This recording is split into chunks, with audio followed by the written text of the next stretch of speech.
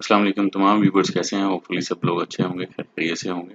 अच्छा, आज का हमारा जो मॉड्यूल है वो है सेल मॉड्यूल। उसकी हम कंप्लीट कॉन्फ़िगरेशन करेंगे।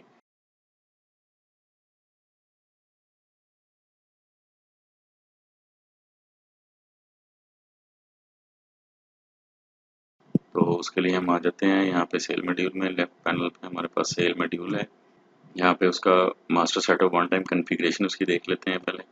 तो सबसे पहला फॉर्म आ जाता है कस्टमर प्राइसिंग का। यहाँ पे customer pricing like purchase module में जैसे हमारी वेंडर प्राइसिंग थी, ऐसे ही यहाँ पे कस्टमर प्राइसिंग है। तो कस्टमर प्राइसिंग जो है वो हम ऐड कर सकते हैं। यहाँ पे हमने अपने कस्टमर्स को, ऑल कस्टमर्स को या इंडिविजुअल किसी कस्टमर को हमने अपने फिक्स आइटम के ऊपर कितने कितनी जो है वो पेमेंट उसकी ऐड करनी है, कितने का हमने उसको सेल करना है। तो सेल प्राइसेस जो है ना वो हम ऐड कर सकेंगे यहाँ पे। परचेज मॉड्यूल में हमारी परचेज प्राइसेस हमने ऐड की थी और यहाँ पे हमने अपनी सेल प्राइसेस जो है ना वो कस्टमर्स के साथ, अगर तो हमारे इंडिविजुअल किसी कस्टमर के साथ कोई अलग से कोई रेट है तो हम इंडिविजुअल ऐड कर सकते हैं। अगर कोई ऐसी अमाउंट है जो हम मतलब सब कस्टमर्स के साथ कर सकते हैं, तो वो ऐड करेंगे। उसके लिए भी न्यू वाले बटन पे जाएंगे तो सिंपल एक पॉपअप आएगा।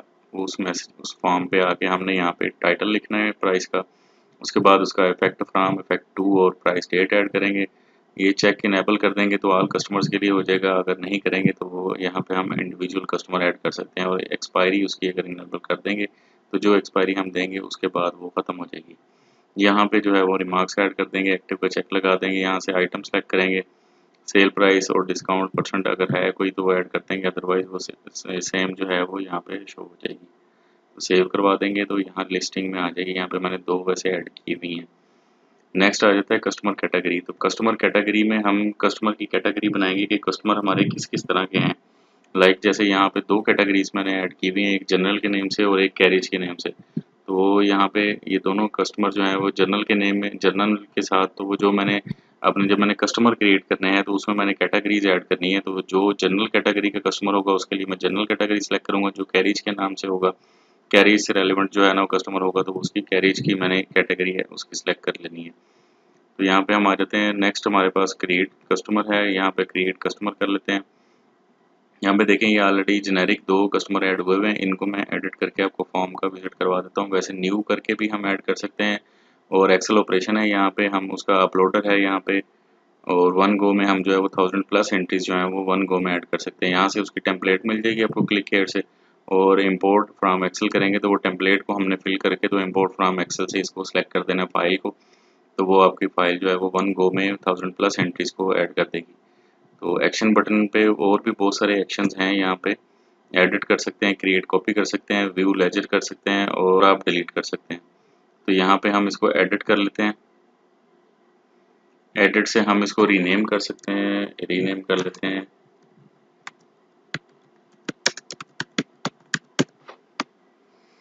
ठीक है, इसके अलावा जो है वो हम इनकी मैंडेटरी फील्ड यहाँ पे वो ऐड करेंगे। चार्ट ऑफ अकाउंट है वो सही सिलेक्ट हुआ हुआ है, मैप हुआ हुआ है, ठीक है। और कस्टमर कैटेगरी यहाँ पे जनरल सेलेक्ट हुई हुई है। अगर ये मेरा कैरेज का होता तो मैं इसको कैरेज कैटेगरी का होता तो कैरेज कैटेगरी में ले जाता। ठीक है, तो ये जनरल है तो जनरल रहेगा, कैरेज का होता तो कैरेज का कर लेना। पेमेंट टर्म इसकी ऑलरेडी वो मैप्ड है। और बाकी जो है वो इसमें हमें ज़रूरत है, ये एक जनरल सेटअप के तौर पे इसको ऐड कर रहे हैं हम। तो ओपनिंग डेट यहाँ पे लिख देंगे, ओपनिंग बैलेंस अगर है तो ठीक है, नहीं तो ओपनिंग डेट यहाँ पे लिख देंगे कब से इसके लेजर को आपने मेंटेन करना शुरू करना है। तो यहाँ पे हम उसकी डेट सेलेक्ट कर लेंगे, एक्टिव का चेक लगा लेंगे, टैक्स इनेबल ऑटोमेटिक होगा इसका। और लोकेशन इनेबल कर लेते हैं इसकी। तो इसे सेव करवा देते हैं। ठीक है, ये देखें यहाँ पे इनका नेम अपडेट हो गया और बाकी भी चीज़ें इनकी सेव हो गई हैं। अगर फर्दर हम इनकी वो ऑल डाटा इसके अंदर ऐड करते तो वो भी यहाँ पे शो हो जाता लिस्टिंग में। ठीक है, नेक्स्ट हमारे पास आ जाता है सेलमैन्स। तो सेल्समैन जो हैं वो यहाँ पे मैंने 8-9 जो हैं वो इसके ऐड किए हुए हैं। तो यहाँ पे एक्शन का बटन है, एक्शन के बटन से देखेंगे आप तो यहाँ से आप एडिट और डिलीट कर सकते हैं। और अगर न्यू क्रिएट करना हो तो न्यू वाले बटन पे जाएंगे तो यहाँ पे जस्ट एक टाइटल उसका जो है ना वो आपने सेलेक्ट करना है। यहाँ पे सेल्समैन सेलेक्ट कर लेंगे, ठीक है। और यहाँ पे मैनेज बाय सेलेक्ट कर लेंगे और फिर उसके बाद उसका टाइटल ऐड कर देंगे। और ईमेल एड्रेस और ब्रांच, किस ब्रांच का सेलमैन है वो ब्रांच सेलेक्ट कर लेंगे, एक्टिव का चेक लगाएंगे और सेव कर देंगे इसको। ठीक है, नेक्स्ट इसमें आ जाता है हमारे पास लोकेशन। तो लोकेशन जो है ना वो बेसिकली लोकेशन ये होती है कि जो हमारी प्रोडक्ट जो हमने अपने कस्टमर को भिजवानी है वो अगर आउट ऑफ सिटी है तो वो मतलब कहाँ से कहाँ जा रही है तो वो हमने उसका वो वे बताना है।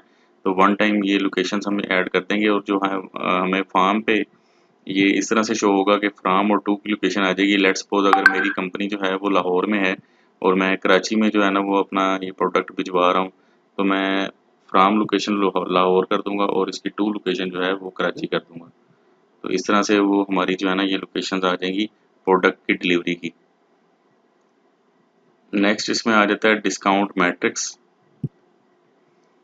तो डिस्काउंट मैट्रिक्स में मैंने वैसे एक जो है ना वो ऐड किया हुआ है। डिस्काउंट मैट्रिक्स हमने अगर हमारी कंपनी ने कोई ऑफ़र ऐड की हुई है तो वो हम अपनी ऑफ़र को जो है ना वो यहाँ पे ऐड कर सकते हैं वो डिस्काउंट मैट्रिक्स के तौर पे कि हाँ अगर कोई हमारी जो है वो इतनी सेल करता है तो वो हम उनको ये डिस्काउंट जो है ना वो देंगे। तो उस डिस्काउंट की परसेंटेज की वैल्यू, उसकी एक्सपायरी डेट वगैरह, वैलिड फ्रॉम और वैलिड टिल तक जो है वो इसकी डेट वगैरह हम ऐड कर देंगे।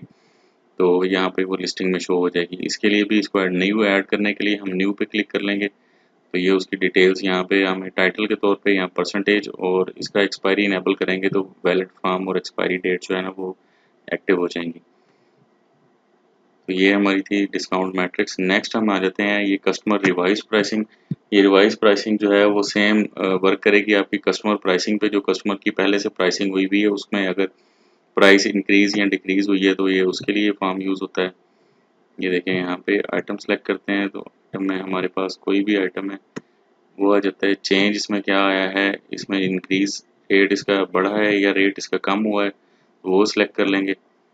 तो कस्टमर प्राइसिंग आ जाएगी, कस्टमर को क्या प्राइस ऐड करनी है, मतलब कस्टमर की जो पहले कस्टमर की प्राइसिंग थी वो कितनी ऐड की हुई थी आपने वो ऐड कर देनी है। लेट्स सपोज अगर 1200 रुपये ऐड हुई हुई थी तो रिवाइज प्राइसिंग में ये 1500 का हो गया तो 1500 ऐड कर देंगे। यहाँ पे इसको सेव करवाएंगे तो ये सेव हो जाएगा, तो यहाँ लिस्टिंग में शो हो जाएगा। नेक्स्ट आ जाता है कमीशन मैट्रिक्स। कमीशन मैट्रिक्स जो हैं वो बेसिकली जा रहे होते हैं सेल्समैन को। तो यहाँ पे हमें मैंने वैसे एक जो है वो ऐड किया हुआ है सेल्समैन का कमीशन मैट्रिक। तो नेक्स्ट इसको ऐड करने के लिए हम जो है वो न्यू वाले बटन पे जाएंगे और अगर इसको हम एडिट करके देख लेते हैं तो यहाँ पे ये देखें ये टाइटल 1/1 लिखा हुआ है। मैंने टाइटल इसका कमीशन 1.30 है, ठीक है। वैलिड एक्सपायरी इसकी वैलिड फ्रॉम और टू तक, ठीक है। उसके बाद इसका टीम मेंबर सेलेक्ट किया मैंने, ये नीचे उसकी डिटेल्स आ रही हैं। टीम मेंबर सेलेक्ट करेंगे, डिवीजन परसेंटेज इसकी सेलेक्ट करेंगे, इंडिविजुअल कमीशन इसका सेलेक्ट करेंगे परसेंटेज में और चार्ट ऑफ अकाउंट इसका सेलेक्ट कर लेंगे किससे कटेगा। उसके बाद ऐड पे क्लिक करेंगे तो ये नीचे ऐड हो जाएगा। यहाँ पे एक मैंने जहांगीर के नेम से उसका 0.5% जो है वो डिवीजन और इंडिविजुअल कमीशन जो है ना उसका 0.01% जो है ना वो इंडिविजुअल कमीशन ऐड किया था। और चार्ट ऑफ अकाउंट जो है ना वो इसको स्लैब मैप करवाने के बाद इसको मैंने सेव ऐड करवाया और उसके बाद इसको सेव करवा दिया, ठीक है। नेक्स्ट इसमें आ जाता है आपका शिपमेंट मोड। तो शिपमेंट मोड में आपके पास वो वही आ जाता है कि शिपमेंट मोड आपका क्या है, बाई रोड है, बाई एयर है या जो है ना वो बाई सी है या कोई कोरियर कंपनी वगैरह etc। और उसके बाद आ जाता है आपका लीड सोर्स। तो लीड सोर्स बेसिकली वही आपके पास के वो रेफरेंस के तौर पे एक आपका ये लीड का सोर्स क्या है, इस कस्टमर का क्लाइंट का सोर्स क्या है, ठीक है। तो ये नेक्स्ट एक बड़ा इंपॉर्टेंट जो है ना वो हमारे यहाँ पे सॉफ्टवेयर में ये एक चीज़ ऐड की है हमने, डिजिटल इनवॉइसिंग क्रेडेंशियल। तो डिजिटल इनवॉइसिंग के क्रेडेंशियल्स ऐड होते हैं, यहाँ पे न्यू का फॉर्म ऐड करते हैं। डिजिटल इनवॉइसिंग वो जो FBR के थ्रू हमारी लाइव जो है वो FBR को इनवॉइसिंग जा रही होती हैं तो उसके फॉर्म यहाँ पे उसका छोटा सा ये फॉर्म है वो फिल होता है। इसमें URL IRS ID के इसके जितने भी आपके क्रेडेंशियल होते हैं क्लाइंट के वो ऐड होते हैं। यहाँ पे वैलिडेट इनवॉइस URL ऐड होता है, यहाँ पे टोकन के लिए अप्लाई किया जाता है, फिर उसके बाद NTN नंबर और उसका पासवर्ड ऐड किया जाता है। एक्टिव का चेक और इनेबल सैंड बॉक्स कर देते हैं और सेव करवा देते हैं उसको फेच सेंचराइजिंग करवाने के बाद, सिंक करवाने के बाद। नेक्स्ट इसका आ जाता है FBR सैंडबॉक्स सिनेरियो। तो यहाँ पे जो है वो ये इसका फॉर्म है छोटा सा, ये भी इसमें जो है वो सेलर और बायर दोनों की डिटेल्स आ रही होती हैं। ये देखिए यहाँ पे इनवॉइस टाइप ऐड हो जाएगी और इनवॉइस की डेट आ जाएगी, सेलर बिजनेस नेम आ जाएगा, सेलर एड्रेस आ जाएगा, ठीक है। फिर उसके बाद जो है वो इनवॉइस का रेफरेंस नंबर और बायर का जो है ना वो जितना भी बायर की जितनी भी डिटेल्स हैं वो ऐड हो जाएंगी। उसके बाद इसका सिनेरियो सेलेक्ट हो जाएगा, सिनेरियो में इसके कितने सिनेरियो हैं वो आपके सामने यहाँ पे लिस्टिंग में आ जाएंगे। तो जो सिनेरियो होगा FPR के साथ इनका इंटीग्रेट करना होगा उसको सेलेक्ट कर लेंगे और उसको सेव करवा देंगे। इसी तरह से वन बाई वन हम मज़ीद भी इसको ऐड कर सकते हैं। तो ये था हमारा इसका one time configuration master setup sale module का। अब हम आ जाते हैं इसके मैनेजमेंट में।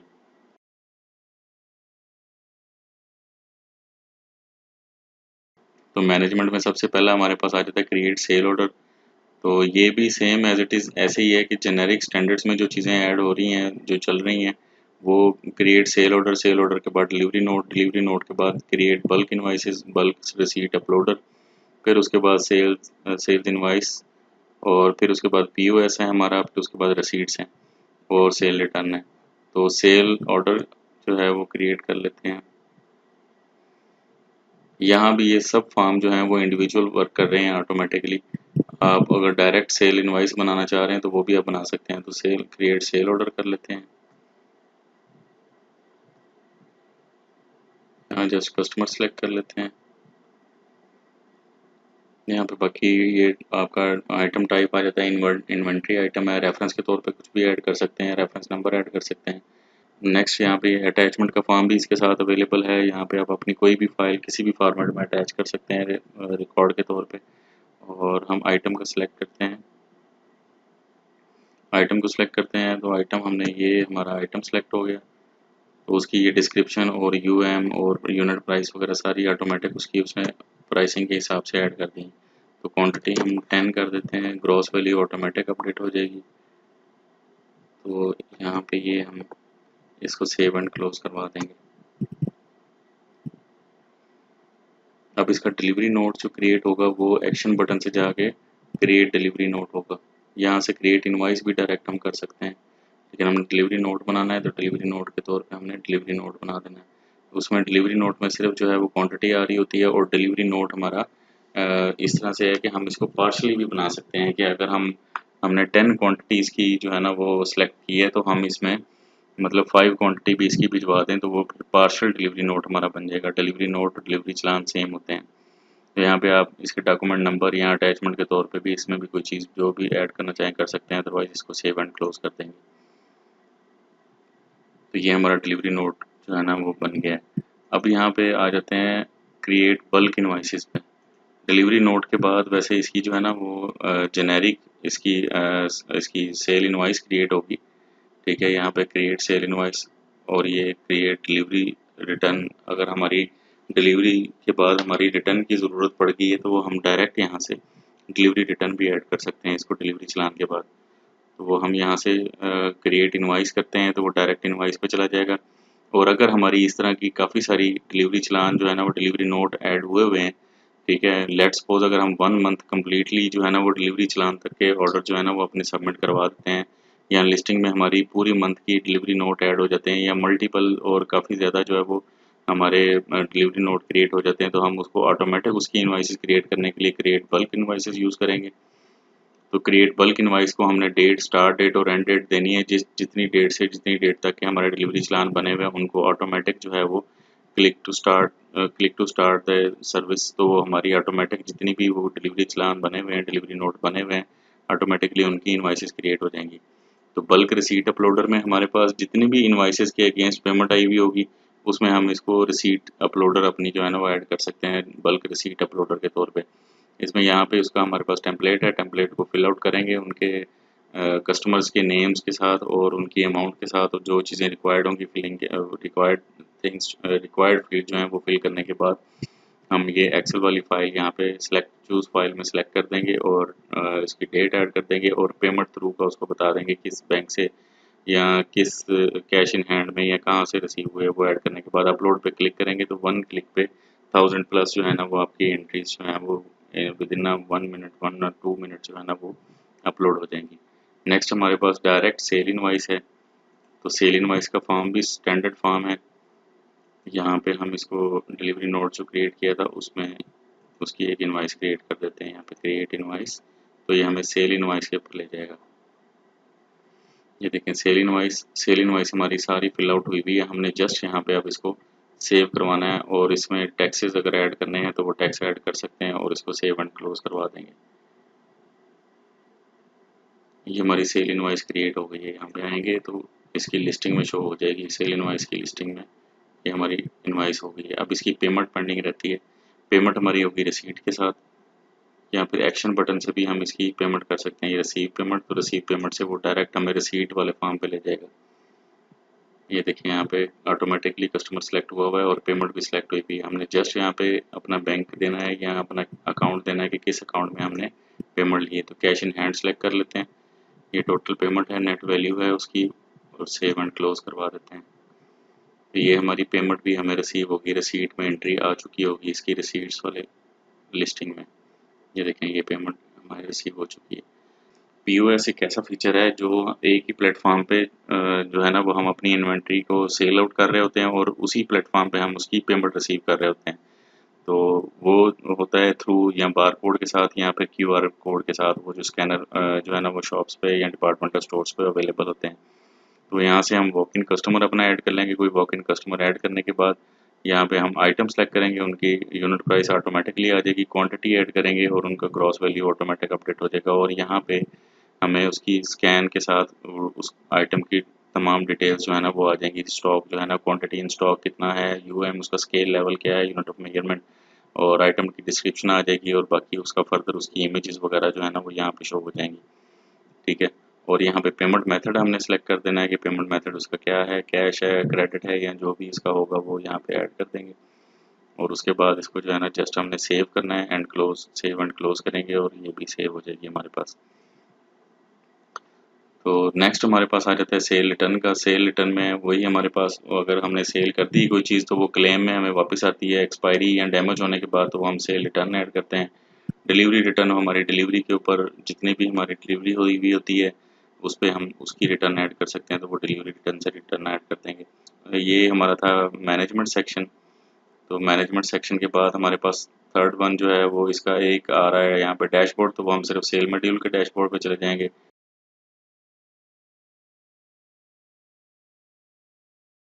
तो रिपोर्ट सेक्शन जो है वो बेसिकली जो जैसे हमारे पास परचेज मटेरियल में रिपोर्ट्स थी, इसी तरह से हमारे पास एक स्टैंडर्ड रिपोर्ट का वो एक फॉर्मेट है। आप उसको मैं आपको दो जो है ना वो फॉर्मेट चेक करवा देता हूँ। बाकी इनके टाइटल के रेलिवेंट, टाइटल से रेलिवेंट रिपोर्ट्स हैं वो आप चेक करेंगे ओपन करके, उनकी डेट फिल्टर वगैरह ऐड करेंगे तो आपको उसकी अच्छी मालूमात हासिल हो जाएंगी कि किस तरह की रिपोर्ट आप देखना चाह रहे हैं और कौन सी रिपोर्ट किस तरह से जनरेट हो रही है। ये फर्स्ट वाली जो रिपोर्ट है वो कस्टमर बैलेंस समरी है। इसमें जो है वो सिर्फ कस्टमर की बैलेंस की समरी आती है, यानी कि टोटल बैलेंस आता है इसका कस्टमर का, कि कस्टमर का टोटल बैलेंस है कितना। तो इसमें जो डेट फिल्टर है उसमें सिर्फ एक ही आपके पास सिलेक्शन होती है डेट की। तो आज की डेट में अगर मैं कहूँ कि कितने मेरे ये फलां जितने भी कस्टमर हैं उनका कितना जो है वो इनकी समरी है, कितना कितना बैलेंस है उनका। अगर किसी इंडिविजुअल का चाहूँगा तो देखना, तो उसके लिए मुझे कस्टमर का इंडिविजुअल नेम ऐड करना पड़ेगा। अगर नहीं तो फिर मैं जस्ट फिल्टर पे क्लिक करूँगा। ये देखिए यहाँ पे मेरे पास अभी कोई भी आउटस्टैंडिंग अमाउंट जो है ना वो इनकी समरी में नहीं शो हो रही। तो नेक्स्ट जो है ना वो हमारे पास है कस्टमर बैलेंस डिटेल रिपोर्ट। यहाँ पे हमारे पास फ्रॉम डेट और टू डेट हम सेलेक्ट करेंगे।